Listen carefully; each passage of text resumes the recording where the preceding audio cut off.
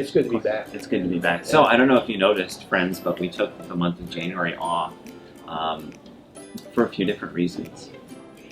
A little bit because it's nice to kind of go slow during the holidays. It's nice to kind of slow down for the winter, but also because we didn't slow down for the winter. We're going to talk today about what we see happening in the market. And I was expecting January this year to look like January last year, and it just doesn't. Not even. I think weather has something to do with that. Yeah. I think the inventory levels have something to do with that. Yeah. Demand has something to do with that. Yeah. It's a crazy market. It is right now. It's a good thing though. So we want to give you our impression of the market, what's happening in real estate, so that you know what to expect. And I think we can kind of predict what's happened in statistically what's happened in January. And we're just going to kind of talk about what the end of the year looked like, what January has looked like, and leading into the rest of the spring. Yep. Kind of slowed down a little bit with listings and sales and so forth. Activity didn't slow down because people are prepping, but it was slower as far as closings and so forth like that.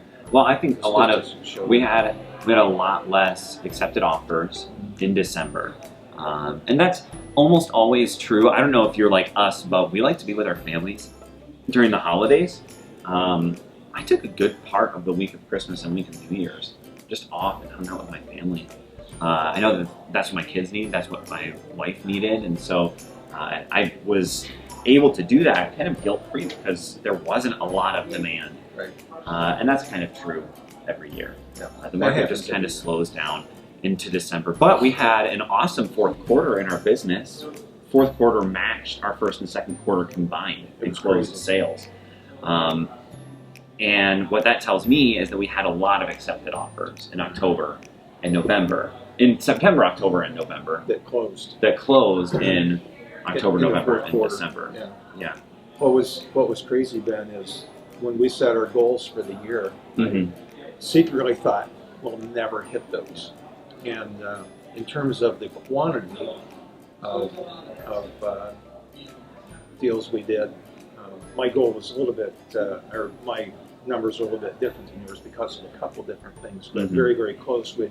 We'd shot for 75 transactions and 12 million in sales. And your number was 70 transactions, mine was 74. Right. And we had, was it just over or just under $12 million? Just over 12 million in sales. Just over, squeaked by.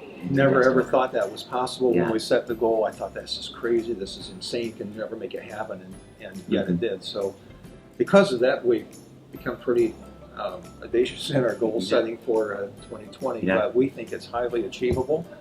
The market looks like it will support that. And I'm just blessed. I love our company. I love our team. I think we've got a lot to offer.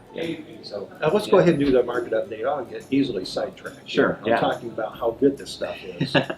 So when we look at the market, there are 4 key stats that we need to look at in terms of the speed of the market. This kind of tells us how quickly homes are entering the market, how quickly they're falling from being openly available into the pending phase where they have an accepted offer, but they haven't yet closed, how quickly they're going into the closed phase, and then in general, how many days is a home staying on the market until it actually sells. So in the fourth quarter of last year, what we saw is that the homes for sale on the market trended down the entire fourth quarter, which means that there were a lot of homes on the market in September, and that number kind of slowly came down.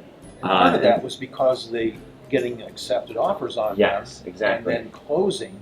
So the closing numbers held real steady, but the numbers coming on the market decreased. Right. Yeah. So again, that made for an interesting, little bit short supply.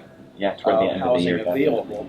And then the other thing that we saw happen was with the market slow down, offers started slowing down. And some Mhm. houses start sitting a little bit longer. Yeah, absolutely. Unfortunate for our sellers, but Right. that's kind of what happened. Yeah.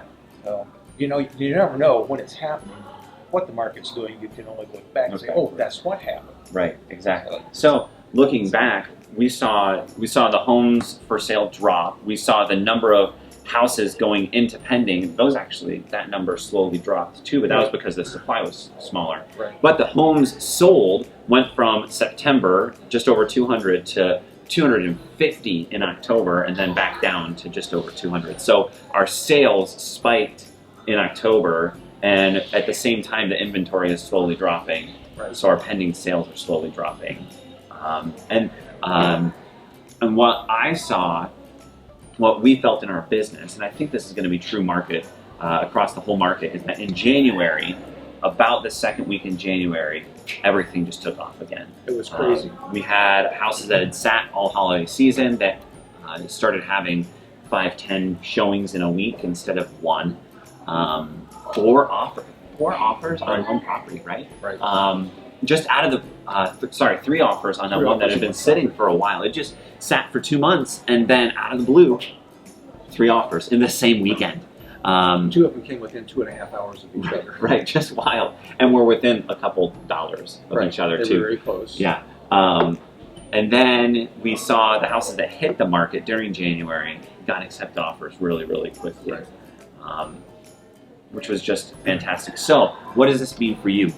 It means that we are starting the year off strong. We saw in 2019, January, February were very, very slow. And I think part of that, like you said earlier, was because of the weather. Because it was so cold, nobody wanted to get out and buy. And our buying season really started kicking off in March and in April. There was a huge upswing in activity. Mm-hmm. For you this year, if you're thinking of selling, it's actually a great time to get your house on the market. That may be contrary to what you would naturally think. Instead of waiting until April, it's actually a good time to get your house on the market. But I think that that's going to hold true. So if you're not ready right now, it's still going to be a good time in April to get your house on the market. But Jackson is still super fast. Great market. Prices are continuing to increase. Rates are continuing to drop. It's a good market to be in. Pretty much phenomenal market. So yeah. That's all for this week. Yes. All right. Yeah. Hey, thanks, folks. We'll see you next week. Thanks so much.